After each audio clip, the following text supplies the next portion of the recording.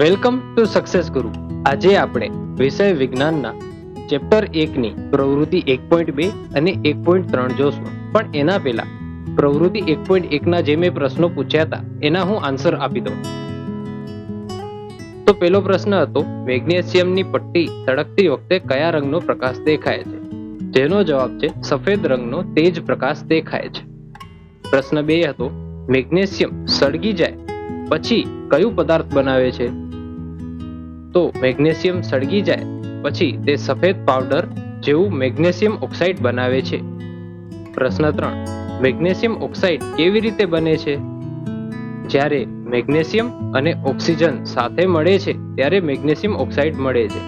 આ આપણે પ્રવૃત્તિ 1.1 ના પ્રશ્નો અને જવાબ હતા.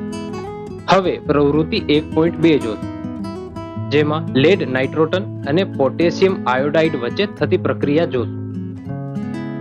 એક સ્વચ્છ કસનળી લો, તેમાં લેડ નાઇટ્રોટનનું દ્રાવણ લો, તેમાં પોટેશિયમ આયોડાઇડનું દ્રાવણ ઉમેરો.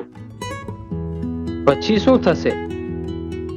લેડ નાઇટ્રોટન અને પોટેશિયમ આયોડાઇડ બંને પાણીમાં ઓગળી શકે છે, પરંતુ જ્યારે એ બંનેને મિશ્રિત કરવામાં આવે છે ત્યારે એક નવો પદાર્થ બને છે જે પાણીમાં ઓગળી શકતો નથી.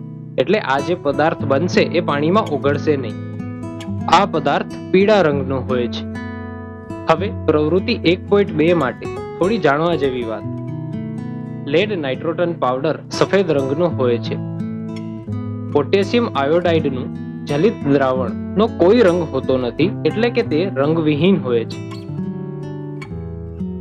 આ પ્રક્રિયાને દ્વિવિસ્થાપન પ્રક્રિયા કહેવાય છે. હવે પ્રવૃત્તિ 1.3, જેમાં ઝિંક ધાતુ અને મંદ સલ્ફ્યુરિક એસિડ અથવા મંદ હાઇડ્રોક્લોરિક એસિડ વચ્ચે થતી પ્રક્રિયા જોશું. એના પહેલા ચેતવણી, એસિડનો ઉપયોગ એકદમ સાવધાનીથી કરવો. એક કોનિકલ ફ્લાસ્ક લો, તેમાં ઝિંક ધાતુના ટુકડા ઉમેરો. પછી તેમાં મંદ સલ્ફ્યુરિક એસિડ કે મંદ હાઇડ્રોક્લોરિક એસિડ ઉમેરો. શું થશે? જેમ તમે એસિડ ઉમેરશો તેમ ઝિંક ધાતુ ઉકળવા લાગશે.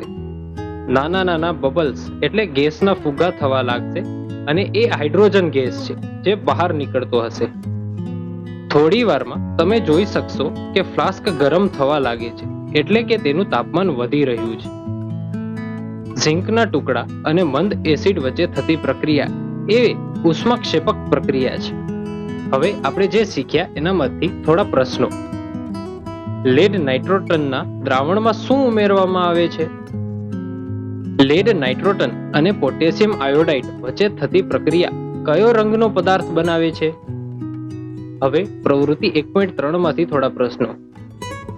જ્યારે ઝિંક ધાતુમાં મંદ એસિડ ઉમેરવામાં આવે છે ત્યારે કઈ ગેસ ઉત્પન્ન થાય છે? ઝિંક અને એસિડ વચ્ચેની પ્રક્રિયા દરમિયાન કયો દ્રવ્ય બનાવાય છે? આ પ્રક્રિયા દરમિયાન તમે ફ્લાસ્કને સ્પર્શો ત્યારે શું અનુભવશો? આ પ્રશ્નોના જવાબ તમે નીચે કોમેન્ટ બોક્સમાં આપો. Thanks for watching. આવા જ એજ્યુકેશનલ કોન્ટેન્ટ માટે સબસ્ક્રાઇબ કરો સક્સેસ ગુરુને.